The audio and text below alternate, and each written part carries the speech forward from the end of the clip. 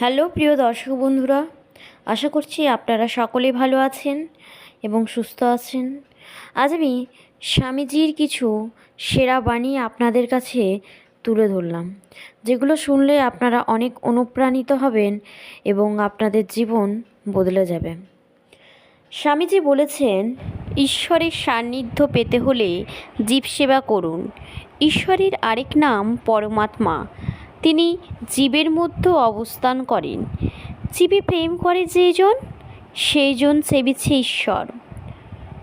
তিনি বলেছেন, জোর করে সংস্কারের চেষ্টার ফল এই যে তাতে সংস্কার বা উন্নতির গতি রোধ হয়।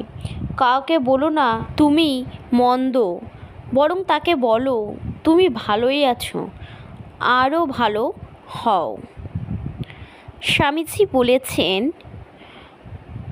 একদিনের বা এক বছরের সফলতার আশা করো না, সবসময় শ্রেষ্ঠ আদর্শকে ধরে থাকো। তিনি বলেছেন, সারাদিন চলার পথে যদি কোনো সমস্যার সম্মুখীন না হও, তাহলে বুঝবে তুমি ভুল পথে চলছ। নিজের ওপর বিশ্বাস না এলে ঈশ্বরের ওপর বিশ্বাস আসে না। তিনি বলেছেন, সত্যের জন্য সব কিছু ত্যাগ করা যায়, কিন্তু কোনো কিছুর জন্য সত্যকে ত্যাগ করা যায় না।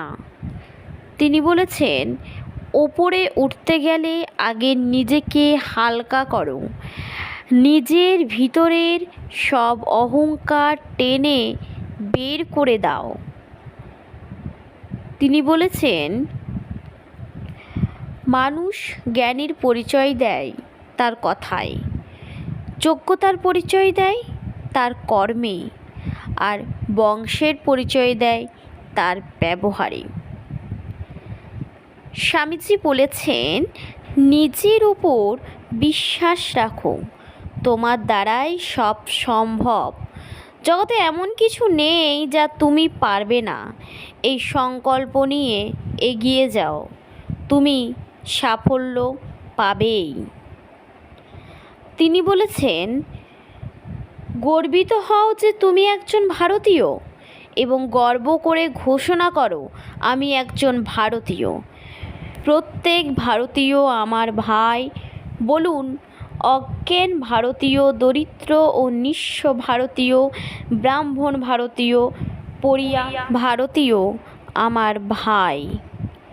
তিনি বলেছেন, যে মানুষ বলে তার আর শেখার কিছু নেই, সে আসলে মরতে বসেছে। যতদিন বেঁচে আছো শিখতে থাকো।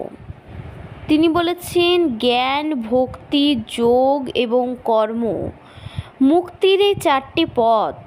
প্রত্যেকের কর্তব্য তার উপযুক্ত পথটি অনুসরণ করে চলে। তবে এই যুগে কর্মযোগের ওপরে বিশেষ গুরুত্ব দেওয়া উচিত। স্বামীজি বলেছেন, শক্তি জীবন, দুর্বলতায় মৃত্যু। বিস্তার জীবন, সংকোচ মৃত্যু। প্রেম জীবন, ঘৃণা মৃত্যু। স্বামীজির কয়েকটি বাণী আমি এখানেই শেষ করলাম। যদি ভালো লেগে থাকে চ্যানেলটিকে সাবস্ক্রাইব করতে ভুলবেন না, লাইক শেয়ার করতে ভুলবেন না। আজকের আমার এই ছোট্ট ভিডিওটি পর্যন্তই। আপনারা ভালো থাকবেন, সুস্থ থাকবেন। আমি নেক্সট ভিডিও আপনাদের জন্য খুব শীঘ্রই নিয়ে আসব।